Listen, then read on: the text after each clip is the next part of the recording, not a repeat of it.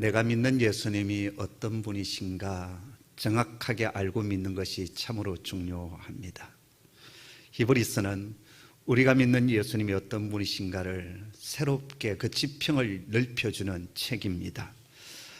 히브리서를 통해서 우리는 예수님이 어떤 분이신가 두 가지 아주 중요한 사실을 알려주시는데요. 첫째는 예수님은 우리의 위대한 대제사장이 되신다라는 거예요. 이것이 7장까지 이어지는 주제입니다. 그 다음에 아직 우리가 살펴보지는 않았지만 예수님은 온전한 희생제사, 희생제물로 드려지셨던 분이시다라는 거예요. 이것은 8장부터 시작해서 10장까지 이어지는 주제입니다. 지난 주일에 구약시대에 세워졌던 대제사장의 자격과 역할을 7가지로 제가 설명을 드렸습니다. 근데 그것을 딱 두 가지로 요약을 하면, 첫째, 대제사장은 하나님에 의해서 임명되셨다라는 거예요. 이게 최고의 권위였습니다. 사람들의 추대에 의해서도 되어진 것도 아니고요, 세습되어진 것도 아니고요, 하나님께서 선택하시고 하나님께서 임명해 주셨다라는 거예요. 두 번째, 대제사장은 우리 사람과 공감할 수 있는 능력을 가지고 있는 자라고 했습니다. 천사가 천상에 있는 존재이고 영적인 존재이고 하나님의 보좌 주변에 있는 존재이지만, 이 천사가 대제사장이 될 수 없는 것은 육을 가지고 있지 않기 때문에 육신을 가지고 있는 우리의 사정과 아픔을 체험하지 못했다는 게, 공감하지 못하는 거예요. 우리의 아픔과 상처와 모든 것을 공감하셔야 아버지 하나님 앞에 온전히 우리의 중보자로 서실 수 있는데, 천사가 그런 육을 가지고 있지 않기 때문에 제사장이 될 수가 없습니다. 그래서 사람 가운데 제사장으로 세움을 받게 되었습니다. 자, 그래서 오늘 본문에서 우리가 하나 생각해야 될 것은, 이 두 가지 이 자격은 구약시대 그 어떤 대제사장, 어떤 제사장에게도 요구되는 조건이었고요, 뿐만 아니라 이 땅에 오신 대제사장이신 예수 그리스도에게도 이 두 가지 조건은 그대로 적용이 된다라는 것입니다. 그래서 오늘 본문에서 히브리서 기자는 구약 성경에 있는 시편의 두 구절을 그대로 인용하면서 예수님의 대제사장직의 그 자격을, 이 두 가지 자격이 있지 않습니까? 이 두 가지 자격을 하나하나 풀어가고 있습니다. 5절의 말씀인데 우리 한번 같이 읽겠습니다. 시작. 또한 이와 같이 그리스도께서 대제사장 되심도 스스로 영광을 취하심이 아니요 오직 말씀하신 이가 그에게 이르시되 너는 내 아들이니 내가 오늘 너를 낳았다 하셨고. 아멘. 예수님께서 대제사장이 되신 것은 스스로 취한 일이 아니었습니다. 또 사람들이 추대하거나 선거로 뽑은 것도 아니고 세습된 것도 아니었습니다. 오직 말씀하신 하나님께서 장차 오실 그리스도를 가리켜서 너는 내 아들이다, 내가 오늘 너를 낳았다라고 시편 2편 7절에서 이미 선언하여 주셨다라는 거예요. 이 선언이 참 중요한데요, 하나님께서 내 아들이다, 내가 너를 낳았다, 그렇게 선언하셨는데 다른 무슨 얘기가 필요하겠느냐라는 것입니다. 하나님께서 그렇게 인정하셨고 하나님께서 내 아들이다라고 말씀하셨는데 다른 어떤 이견이 있겠느냐라는 거예요. 뿐만 아니라 그 다음에 나타나는 두 번째 인용구가 있는데, 이 두 번째 인용구에서는 보다 더 구체적이고 명시적으로 예수님께서 대제사장으로 임명받았다는 사실을 알려주고 있습니다. 6절 말씀인데 우리 함께 있습니다. 시작. 또한 이와 같이 다른 데서 말씀하시되 내가 영원히 멜기세덱의 반차를 따르는 제사장이라 하셨으니. 이 말씀은 시편 110편 4절의 말씀을 그대로 인용한 구절입니다. 여러분, 시편 2편 7절에서 예수님은 하나님의 아들이시다라고 하시지 않았습니까? 근데 그것이 무슨 의미를 가지고 있느냐, 그리고 무엇을 위한 아들이냐라는 거예요. 거기에 대한 대답이 오늘 6절 말씀 속에 있습니다. 바로 그것은 예수님은 멜기세덱의 반차를 따르는 대제사장으로 임명받으셨다라는 거예요. 다시 말씀드리면 예수님은 하나님의 아들이신데 그 하나님의 아들 되심의 구체적인 내용이 뭐냐? 바로 그것은 멜기세덱의 반차를 따르는 대제사장이시다, 그런 말씀이에요. 여러분, 멜기세덱이 어떤 사람인지 좀 아십니까? 멜기세덱은 아론하고는 좀 다른, 결이 다른 좀 신비한 인물입니다. 창세기 14장 18절에서 20절 아주 짧게 등장하고 성경에서 사라져버린 인물이에요. 그러다가 시편 110편에서 갑자기 또 이 멜기세덱의 이름이 등장을 합니다. 그리고 구약 어디에서도 이 멜기세덱에 대한 이름이 나타나지를 않아요. 여러분, 아브라함에게는 조카 롯이 있지 않았습니까? 하란을 떠날 때 유일한 피부치로서 조카 롯이 함께 했습니다. 가나안 땅에 들어와서 이제 살게 되었을 때 하나님께서 큰 축복을 해주셔서 아브라함의 집안도 큰 복을 받았고 조카 롯의 집안도 큰 축복을 받아서 양떼가 많아졌고 종들도 많아지게 되었어요. 양떼가 많아지다 보니까 초지 때문에 서로 종들이 싸우게 되는 거예요. 그래서 아브라함이 어느 날 조카 롯을 부릅니다. 얘야, 우리가 함께 살다 보니까 서로 밑에 있는 사람들이 싸우는데 이제 우리가 나뉘어져야 되겠다. 먼저 너가 땅을 선택하여 가라. 네가 좌하면 내가 우하고 네가 우하면 내가 좌하리라. 그래서 조카 롯이 제가 그러겠습니다 하면서 가만히 바라보았더니 지금 사해 저 아래쪽 남쪽 지역에 소할 들녘이 정말 기름진 땅이었던 것 같습니다. 삼촌, 저는 저곳으로 가겠습니다. 그래서 이 소알 들녘이 있는 소돔과 고모라로 그가 가서 살게 됩니다. 그래서 잘 사는 줄 알았는데 어느 날 그 땅에 전쟁이 일어났어요. 가나안 땅 저 북쪽 지역 엘람이라고 하는 왕국에 그돌라오멜이라고 하는 왕이 있었는데 그동안 이 남쪽 사해 부근의 여러 이 도시국가 왕국들로부터 조공을 받아 먹고 살았어요. 그런데 이들이 배신을 때리게 되자 이제 그돌라오멜 왕이 주변에 있었던 연합군 네 왕국과 연합을 이루어서 이 남쪽 왕국을 쳐들어온 것입니다. 그래서 전쟁에서 이제 이 남쪽 소돔과 고모라에 있는 5개의 왕국 동맹체가 패배를 하게 돼요. 그러면서 그곳에 많은 사람들이 포로로 끌려가게 되고 또 많은 전리품을 챙겨서 이제 그돌라오멜이 자기의 이제 본국으로 돌아가게 됩니다. 이 소식을 누가 듣게 되냐면 아브라함이 듣게 됩니다.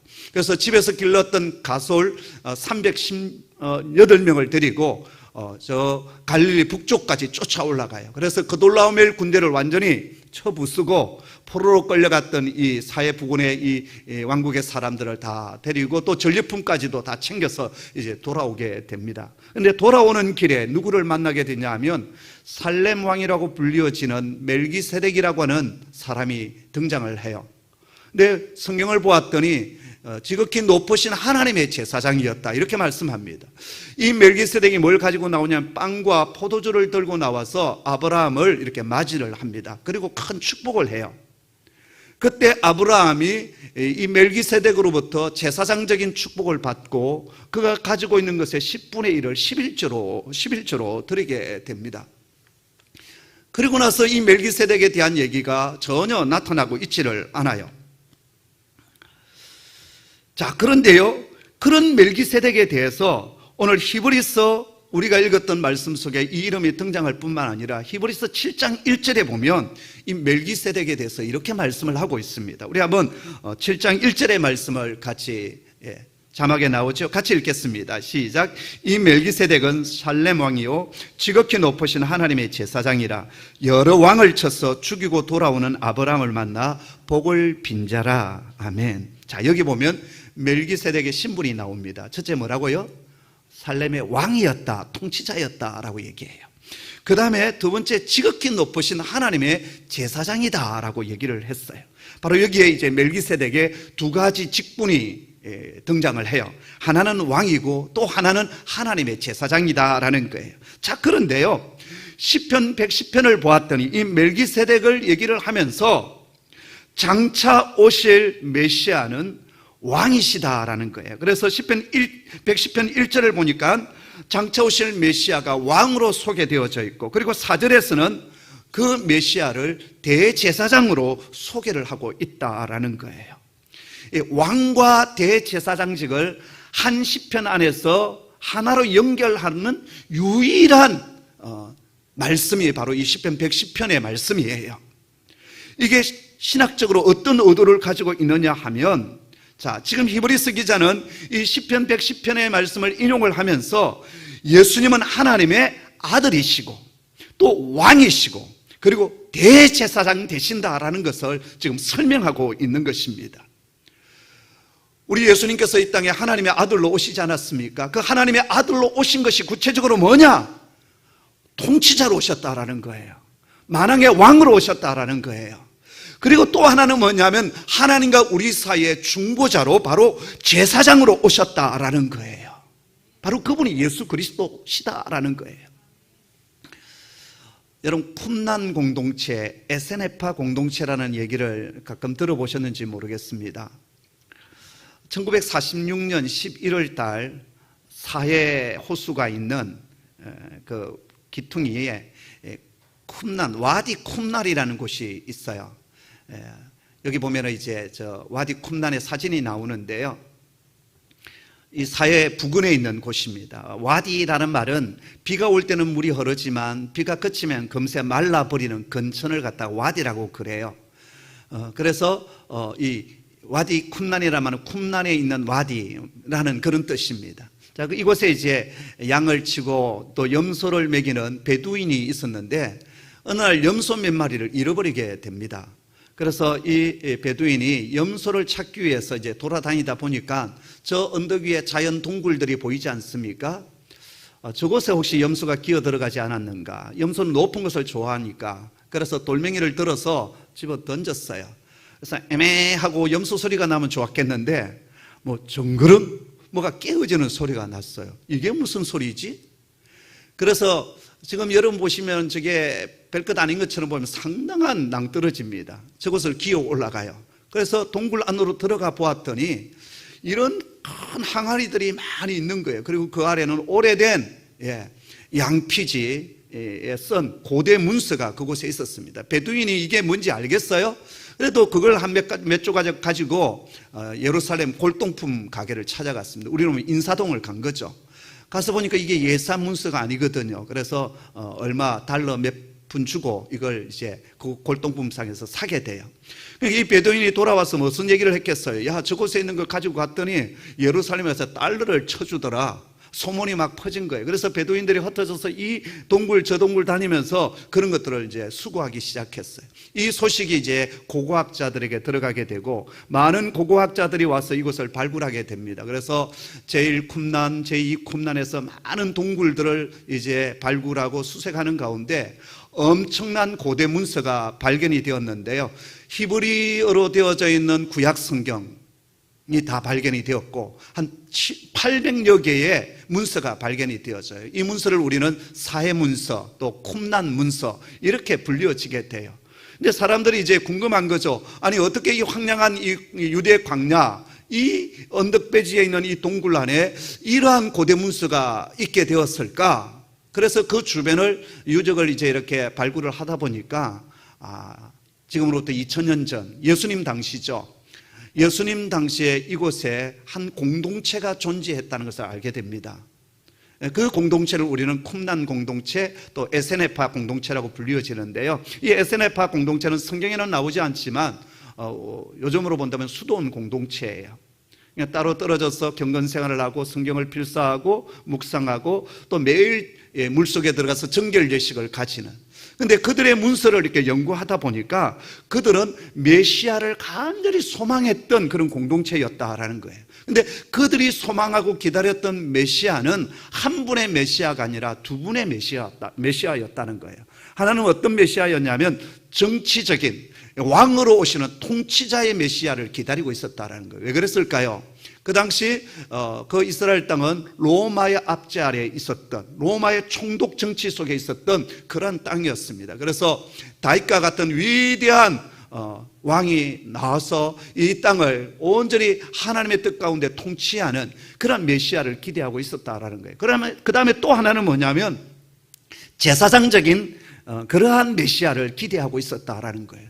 온 백성의 허물과 죄악들을 들고 하나님 앞에 나아가 속죄함을 받는 구약 성경에 있는 그러한 위대한 하나님의 대제사장이 다시 오실 것을 기다리고 있었다라는 거예요.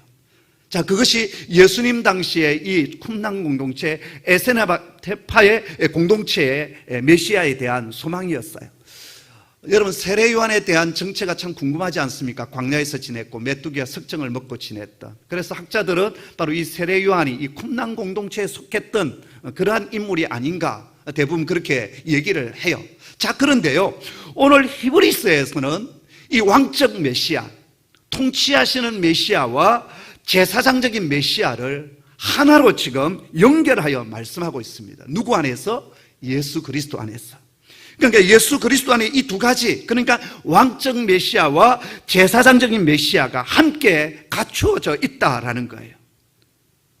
이미 우리는 히브리서 1장을 통해서 예수님은 하나님의 아들이시고 이 온 세상을 통치하시는 만왕의 왕이시라는 사실을 우리는 배웠습니다. 그리고 지난 시간, 또 그 지난 시간을 통하여서 예수님은 대제사장적인 메시아가 되심을 2장과 4장 마지막 절을 통해서 우리는 이미 배웠어요. 그리고 이제 5장에 들어와서 이 왕적 메시아와 대제사장적인 제사장적인 메시아를 예수 그리스도 안에서 하나로 연결을 하는 것이 오늘 본문의 말씀이다라는 거예요. 그러니까 예수님은 다시 설명하면 왕적 메시아이시고 대제사장적인 메시아이시다라는 거예요. 예수님 안에 이 두 가지가 동시에 들어가 있다라는 거예요. 그러면서 대제사장적인 메시아이신 예수님이 어떤 대제사장이시냐, 여기에 대한 부연 설명을 그 다음부터 하고 있습니다. 6절 말씀 한번 보십시오. 내가 영원히 멜기세덱의 반차를 따르는 제사장이라. 이미 시편에서 하나님께서 장차 오실 그리스도를 향해서 이렇게 선언하여 주셨다라는 거예요. 그러면서 두 가지로 말씀하고 있는데, 첫째는 예수님의 그 대제사장직은 영원하다라는 겁니다. 구약의 제사장은 나이 30이 되면 제사장직에 임명을 받습니다. 그러나 나이 들거나 병들면 이제 그 제사장직을 내려놓아야 돼요. 근데 예수님의 제사장직은 영원하다라는 거예요. 두 번째, 예수님의 대제사장직은 아론의 반차를 따르는 것이 아니라 누구의 반차를 따른다고요? 멜기세덱의 반차를 따른다라는 것입니다. 자, 그런데요, 구약에 쓰임받았던 대제사장 중에 어느 누구 하나 이 두 가지 자격을 갖춘 사람이 아무도 없었다라는 겁니다. 근데 유일하게 자격을 갖추신 분이 계시는데 바로 그분이 누구시냐? 예수님이시고 하나님께서는 예수 그리스도를 그러한 자격을 갖춘 대제사장으로 임명하여 주셨다라는 거예요. 여러분, 예수님은 우리의 영원한 대제사장이 되십니다. 뿐만 아니라 예수님은 멜기세덱의 반차를 쫓으신 왕같은 제사장이십니다.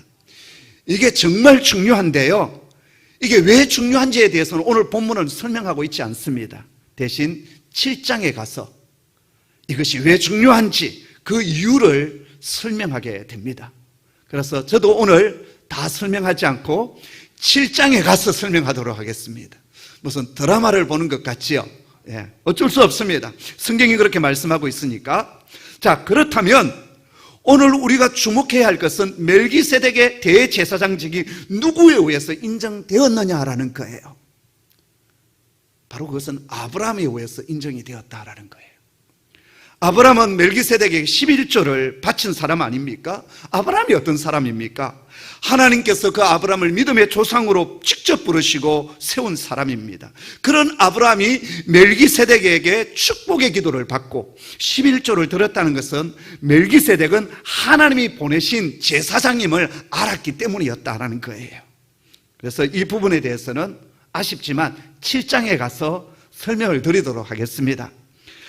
또 하나 우리가 주의 깊게 주목해야 할 것은 예수님의 대제사장직은 영원하다라는 것입니다. 이 세상에 그 어떤 것도 영원한 것은 없습니다. 내가 믿었던 내 몸도 내 건강도 영원하지 않습니다. 내가 의지하고 사랑했던 부모님도 영원히 내 곁에 계시지 않습니다. 내가 평생을 헌신했던 직장도, 은행에 모아두었던 재정도 영원하지 않습니다. 건불 10년이라 했던가요? 권력도 영원하지 않습니다. 그러나 우리의 제사장 되신 우리 주 예수 그리스도는 영원하신 분이십니다. 육신을 입고 이 땅에 오셔서 죄자들의 보혜사가 되어주시고 중보자가 되어주신 주님은 지금은 성천하셔서 하늘 보좌 옆에서 영원토록 우리의 중보자가 되어주시고 보혜사가 되어주십니다. 잠시 한 번만 우리의 제사장이 되신 것이 아니라 영원한 제사장이 되어주셨어요. 그러기에 날마다 긍휼함을 입고 때를 따라 돕는 은혜를 입기 위해서 저와 여러분이 해야 할 일은 날마다 은혜의 보좌 앞에 담대히 나아가셔야 된다라는 것입니다. 자, 그 다음 대제사장의 자격 중에 우리가 두 번째로 살펴보아야 할 것은 공감하는 능력입니다. 대제사장의 첫 번째 자격이 뭐라고 했습니까? 하나님께서 임명하셔야 되고, 지가 하겠다고 해서 되는 것이 아닙니다. 하나님이 임명하셔야 되고, 두 번째 자격이 뭐냐? 우리 인간과 공감할 수 있는 그러한 사람이어야 된다라고 했습니다. 그 내용이 7절부터 10절에 나오는데요. 우리 한번 7절부터 10절까지의 말씀, 긴 구절이지만 헬라 원문을 보면 한 문장으로 되어 있습니다. 같이 읽겠습니다. 시작. 그는 육체로 계실 때 자기를 죽음에서 능히 구원하실 이에게 심한 통곡과 눈물로 간구와 소원을 올렸고 그의 경건하심으로 말미암아 들으심을 얻었느니라. 그가 아들이면서도 받으실 고난으로 순종함을 배워서 온전하게 되셨은즉 자기에게 순종하는 모든 자에게 영원한 구원의 근원이 되시고 하나님께 멜기세덱의 반차를 따른 대제사장이라 칭하심을 받으셨느니라. 아멘. 여러분, 이 말씀을 단디 잘 들으셔야 됩니다.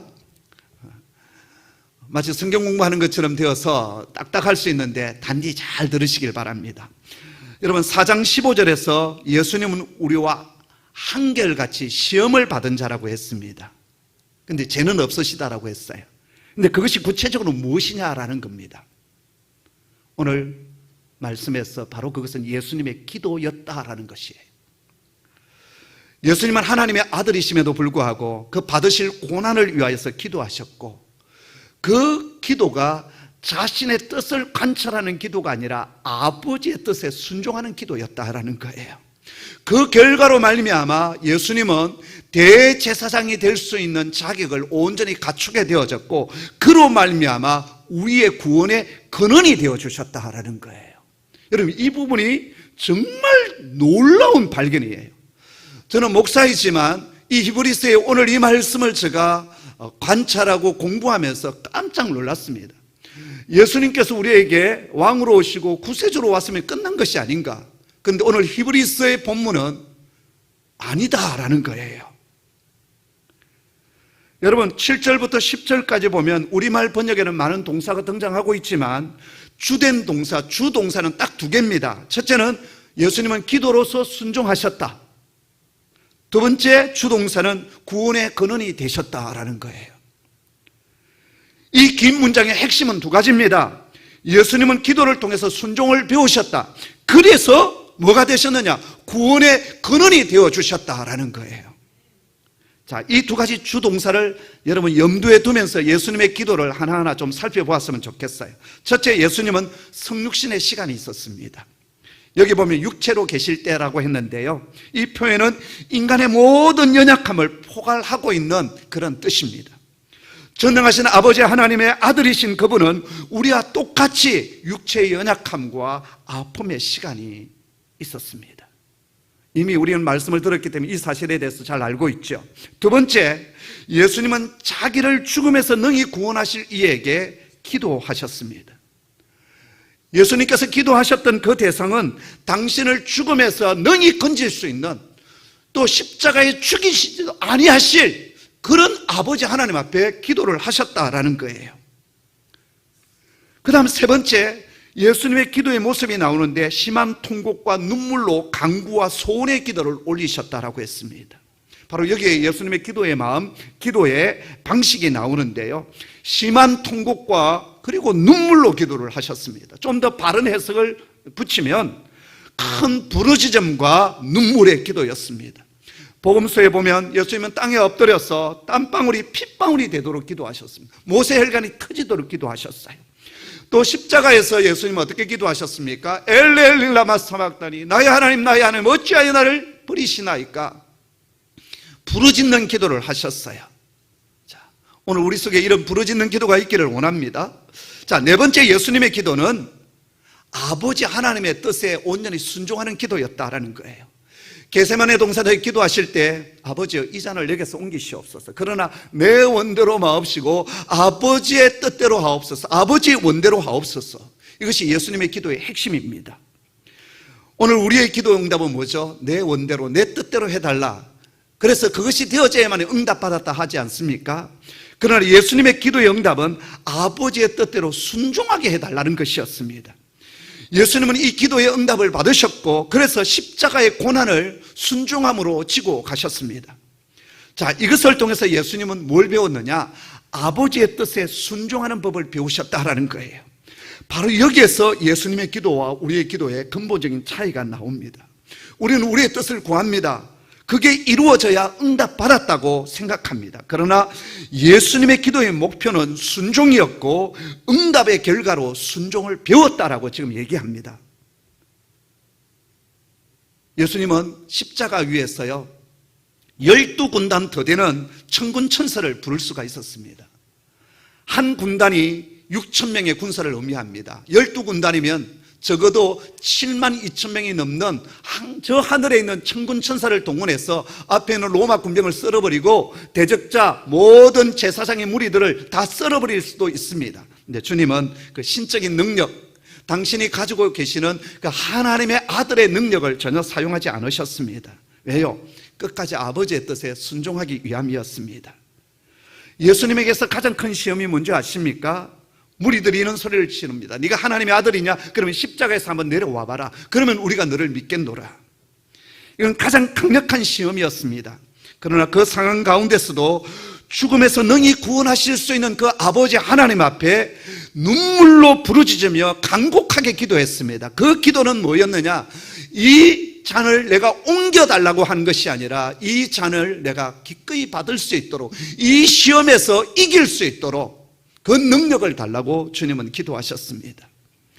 예수님의 기도는 겟세마네 동산에서 끝난 것이 아니었습니다. 죽는 순간까지 기도하셨고 이 과정을 통해서 예수님은 아버지 앞에 순종하는 법을 배우셨습니다.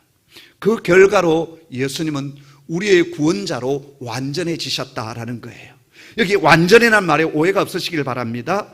이 완전이란 말 헬라어를 보았더니 텔레오테이스라고 하는 단어를 쓰고 있는데요, 성취하다, 목표에 도달했다라는 거예요. 예수님은 당신 앞에 있는 그 십자가의 고난, 그 죽음을 기도하면서 순종으로 받아들입니다. 그 순종으로 말미암아 하나님 아버지가 원하시는 그 목적에, 그 목표에 도달하는 구원자의 자격을 가지게 되셨다라는 거예요. 그 목표가 10절 끝에 나오는데요, 그 목표는 뭐였느냐? 멜기세덱의 반차를 따르는 대제사장이 되는 것이었습니다. 그래서 우리를 온전하게 구원하실 수 있는 자격을 예수님께서 갖추셨다라는 것입니다. 여러분, 시험 중에서 가장 큰 시험이 무슨 시험이겠습니까? 죽음의 시험 아니겠습니까? 사람은 죽음 앞에서 그 사람의 모든 것이 다 드러나는 겁니다. 믿음이 있는 것 같았는데 죽음의 순간에 믿음 없는 것이 드러날 수도 있습니다. 예수님은 이 죽음의 시험, 아버지 하나님께서 그 아들을 버리시지 않습니까? 침묵하지 않습니까? 그렇게 부르짖었음에도 불구하고 아버지 하나님께서 침묵하셔요. 그때 아버지의 뜻에 온전히 순종함으로 그 시험을 이기셨고, 그리고 대제사장의 자격시험에 합격하셨다라는 거예요. 사실 하나님의 아들이신 예수님은 이러한 배움의 과정, 이러한 시간이 필요치 않으신 분입니다. 그분은 연약하거나 부족함이 없는 분이 아니셔요. 그럼에도 시험을 받으시고 순종을 배우신 것은 멜기세덱의 반차를 따르는 대제사장이 되시기 위함이었고, 그렇게 대제사장이 되신 이유는 당신 자신의 어떤 명예나 아니면 자신의 영광을 위해서가 아니라 저와 여러분을 구원하시기 위함이었다라는 것입니다. 오늘 우리도 하나님께 기도합니다. 우리의 기도나 예수님의 기도나 똑같은 기도입니다. 그러나 그 결과가 다릅니다. 그분의 기도는 철저하게 순종하신 기도였고, 그래서 그분이 죄가 없으십니다. 이미 히브리서 4장 15절에 그분은 우리와 동일한 시험을 받으셨지만 죄는 없으셨다라고 했습니다. 왜 예수님에게는 죄가 없었을까요? 첫째는 동정녀 마리아에게서 탄생하셨기에 원죄에서 자유로우신 분입니다. 그런데 그분은 제약된 이 세상 속에 살아가셨어요. 저와 여러분이 당하는 수많은 유혹과 시험을 당하셨습니다. 그럼에도 불구하고 그분이 죄가 없으신 이유는 뭐냐 하면 철저히 아버지의 뜻에 순종하며 걸어가셨기 때문입니다. 그래서 아버지가 원하시는 그 목적에 도달한 분이 유일하게 우리 주 예수 그리스도시다라는 거예요. 그래서 영원한 대제사장의 조건을 완전히 갖추셔서 지금 영원한 하나님의 보좌 우편에서 우리를 위하여 중보하시며 우리의 아픔과 상처를 치유하시고 회복해 주시는 그런 치유자로, 구원자로 서 계시다라는 거예요. 그래서 그 결과가 어떻게 된 줄 아십니까? 9절 말씀인데 같이 읽겠습니다. 시작. 온전하게 되셨은즉 자기에게 순종하는 모든 자에게 영원한 구원의 근원이 되시고, 아멘. 아버지의 뜻에 전적으로 순종하심으로 말미암아 당신에게 순종하는 모든 자에게 영원한 구원의 근원이 되어 주셨습니다. 할렐루야. 여러분, 예수님은 처음부터 구원의 근원이셨을까요? 오늘 히브리서 본문은 아니다라고 말씀하십니다. 자동적으로 구원이 되신 것이 아닙니다. 오늘 히브리서 기자는 기도로 순종함으로 영원한 대제사장의 목표에 도달하셨고, 그래서 우리의 구원의 근원이 되셨다라고 말씀하여 주십니다. 예수님께서 대제사장이 되신 것은 대충 된 것이 아니었습니다. 말씀이 육신이 되어 우리 가운데 오시고 우리와 동일한 육체를 입고 시간과 공간의 한계 속에 들어오셨습니다. 그리고 죽음이라고 하는 시험 앞에서 기도를 통하여 철저하게 아버지의 뜻에 순종함으로 그 놀라운 구원의 근원을 이루어 놓으셨습니다. 그러기 때문에 예수님의 피가 고귀한 것이고 능력이 있는 것입니다. 예수님께서 십자가에서 흘리신 피를 우리는 보혈의 피다, 그렇게 말합니다. 왜 예수님의 피가 보혈입니까? 끝까지 순종하심으로 하나님 아버지의 시험에 합격한 피이고요, 죄가 없으신 분의 피이기 때문에 그분의 피는 능력이 있습니다. 일찍 인쇄하여 여러분에게 나눠드렸던 보혈 기도문이 그래서 중요합니다. 여러분, 이 보혈 기도문을 오늘 이 히브리서의 말씀을 부여잡고 여러분 계속 집에서 낭독하시고 읽으시고 또 그것을 가지고 아버지의 보좌 앞으로 나아가십시오. 여러분, 예수 이름에 능력이 있는 이유도 다른 데 있지 않습니다. 예수님께서 아버지 하나님의 시험에 기도의 순종으로 합격한 분의 이름이기 때문에 능력이 있고 권세가 있습니다. 예수님의 이름 앞에 사단과 어둠의 권세가 벌벌 떨고 마지막 무저갱과 불못에 던져질 수 있는 것은 예수님의 하나님의 시험에 합격하여 온전하시기 때문입니다. 만약 제가 어둠의 권세를 향하여서 명령한다면 저의 명령을 그 어둠의 권세는 듣지 않을 것입니다. 왜요? 제 속에 너무나도 많은 허물과 죄악들이 있기 때문에 그렇습니다. 네가 무엇이 간데 나에게 명령하느냐? 예수님은 능력의 하나님의 아들의 능력을 가지고 계십니다. 그러나 우리의 온전한 중보자로서의 자격은 끝까지 기도로 순종하심으로 통하였어. 죽음, 마지막 십자가의 죽음까지도 순종하심으로 말미암아 그 중보자 대제사장의 자격을 갖추시고 그리고 하나님의 보좌 옆에 서 계시다라는 거예요. 우리가 주님의 이름을 가지고 하나님 앞에 나아가 기도할 수 있는 능력이 바로 여기에 있습니다. 왜 주님의 이름에 능력이 있고 그 주님의 이름을 의지하여 아버지 앞에 나아가 우리가 간구할 수 있느냐? 우리의 중보자이신 예수님에게 바로 이러한 자격과 권세와 능력이 있기 때문입니다. 이를 통해서 우리는 몇 가지 영적 교훈을 받습니다. 첫째, 고난과 환난의 날에 기도로 하나님의 보좌 앞에 날마다 나아가는 저와 여러분이 되기를 간절히 소원합니다.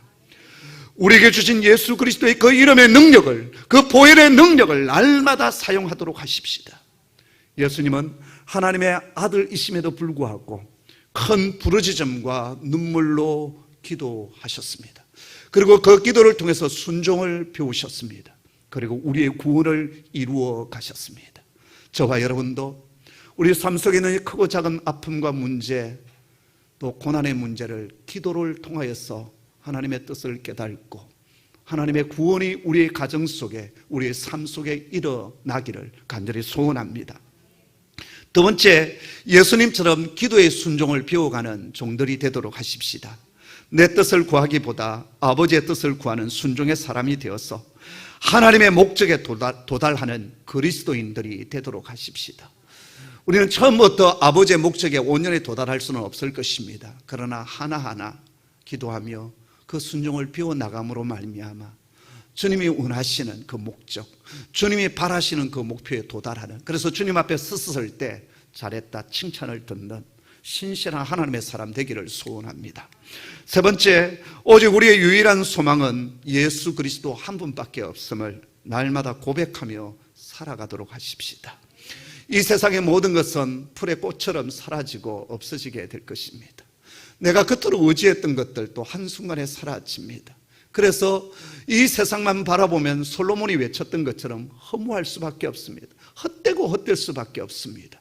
그러나 우리에게는 영원한 소망이 되시고 반석이 되시고 영원한 대제사장 되시는 예수 그리스도가 계십니다. 그 예수 그리스도를 끝까지 붙들고 나아가는 승리하는 하나님의 백성 되기를 주님의 이름으로 축복합니다. 기도하겠습니다.